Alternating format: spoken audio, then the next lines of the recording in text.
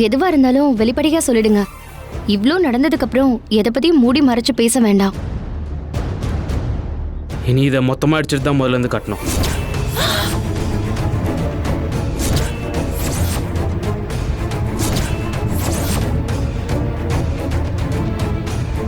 என்ன பாண்டி சொல்ற?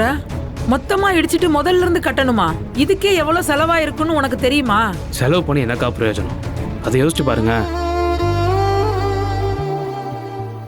உங்க கண்ணு முன்னாடி தானே இது எப்படி கட்டியிருக்காங்கன்றதை எட்டி உடச்சு காமிச்சேன். செங்கலை தூக்கி போட்டு உடச்சு காமிச்சேன்.